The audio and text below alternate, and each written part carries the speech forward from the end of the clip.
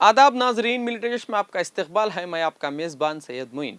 आज हम बात करने वाले हैं इंडिया के सबसे बड़े मेडिकल एंट्रेंस एग्ज़ाम नीट के उस कंट्रोवर्सी की जिसने पूरे मुल्क को हिला कर रख दिया है। 22 लाख से ज़्यादा स्टूडेंट्स, सालों की मेहनत, हज़ारों करोड़ रुपए की कोचिंग इंडस्ट्रीज और लाखों फैमिलीज़ की उम्मीदें, लेकिन इन सब के दरमियान पेपर लीक के इल्ज़ामात, री एग्ज़ाम का फैसला और सिस्टम पर उठते हुए संगीन सवाल।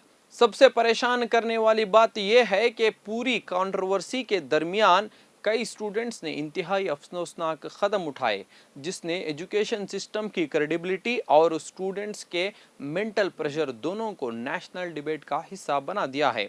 आज का सबसे बड़ा सवाल यह है, क्या नीट पेपर लीक सिर्फ एक सिक्योरिटी फेल्यूर था या फिर ये पूरे एग्जामिनेशन सिस्टम की नाकामी थी? और अगर लाखों स्टूडेंट्स का मुस्तकबिल दांव पर लगा गया है तो फिर इसकी जिम्मेदारी किस पर आती है? चलिए समझते हैं पूरी कहानी। नीट 2026 के पेपर लीक और एग्जामिनेशन इरेगुलरिटीज ने मुल्क भर के स्टूडेंट्स और पेरेंट्स को हिलाकर रख दिया है। जहां एक तरफ स्टूडेंट्स सालों तक दिन रात मेहनत करते हैं, वहीं दूसरी तरफ पेपर लीक की खबरें उनकी मेहनत पर सवाल खड़ा कर देती हैं। रिपोर्ट्स के मुताबिक एग्जाम कैंसलेशन और री एग्जाम अनाउंसमेंट के दरमियान कई स्टूडेंट्स ने अपनी जान तक दे दी है। ये सिर्फ एक स्टैटिस्टिक्स नहीं है, हर नंबर के पीछे एक फैमिली का दर्द है, एक स्टूडेंट्स का सपना और एक घर की उम्मीद जुड़ी हुई है। इसी गुस्से और फ्रस्ट्रेशन के दरमियान दिल्ली के जंतर मंतर में एक बड़ा प्रोटेस्ट देखने को मिला। कॉकरोच जनता पार्टी के फाउंडर अभिजीत दिपके और उनके सपोर्टर्स ने एजुकेशन मिनिस्टर धर्मेंद्र प्रधान के इस्तीफे की डिमांड करते हुए धरना शुरू किया है। प्रोटेस्ट सिर्फ कुछ घंटों का नहीं था। जब परमिशन का वक्त खत्म हो गया तो तब भी प्रोटेस्टर्स वहां से नहीं उठे। उनका कहना था कि जब तक अकाउंटेबिलिटी फिक्स नहीं होती और जिम्मेदारी तय नहीं होती, उनकी आवाज बुलंद रहेगी।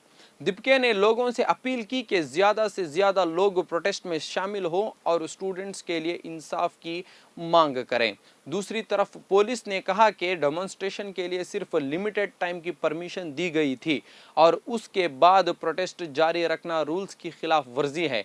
लेकिन असली डिबेट सिर्फ प्रोटेस्ट की नहीं है, असली डिबेट रेस्पॉन्सिबिलिटी की है। आखिर इतनी बड़ी एग्जामिनेशन एजेंसी बार बार कंट्रोवर्सी में क्यों फंस रही है? आखिर पेपर लीक का सिलसिला रुक क्यों नहीं रहा? और सबसे इंपॉर्टेंट सवाल, अगर लाखों स्टूडेंट्स का फ्यूचर स्टेक पर है तो अकाउंटेबिलिटी किसी की होनी चाहिए या नहीं? इसी कंट्रोवर्सी के दरमियान एक और बात लोगों की तवज्जो का मरकज बनी।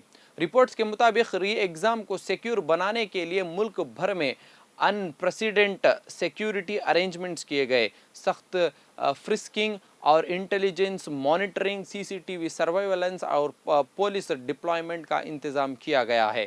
लेकिन यहाँ कई लोग सवाल पूछ रहे हैं, अगर एग्ज़ाम सिस्टम से पहले सिक्योर था तो फिर इतनी एक्स्ट्रा ऑर्डिनरी सिक्योरिटी की ज़रूरत क्यों पड़ी? क्या ये सिस्टम पर लोगों का ट्रस्ट वापस लाने की कोशिश है या फिर ये इस बात का इकरार है कि फिर लेकिन पहले से कहीं नाकामी हो गई है?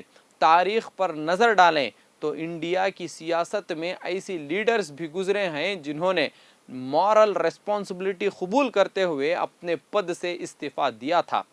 इसीलिए आज कई लोग डिमांड कर रहे हैं कि अगर इतना बड़ा क्राइसिस पैदा हुआ है तो जिम्मेदार भी तय होनी चाहिए। लेकिन दूसरी तरफ ये भी सच है कि लाखों स्टूडेंट्स को अपने एग्ज़ाम्स और अपने मुस्तकबिल पर फोकस करना चाहिए। नेशनल टेस्टिंग एजेंसी ने भी स्टूडेंट्स को पैगाम दिया है कि पुरसुकून रहें, अपनी तैयारी पर भरोसा रखें और कॉन्फिडेंस के साथ एग्ज़ाम दें। और कई लोगों ने री एग्ज़ाम भी दे दिया है। लेकिन सवाल अब भी वही है, क्या सिर्फ एग्ज़ाम कंडक्ट करवाना काफ़ी है या स्टूडेंट्स का ट्रस्ट दोबारा जीतना भी उससे ज़्यादा ज़रूरी है? आपकी राय कमेंट सेक्शन में ज़रूर दें। जुड़े रहिए मिली डिजिट्स के साथ, बोल हमारे, आवाज़ आपकी।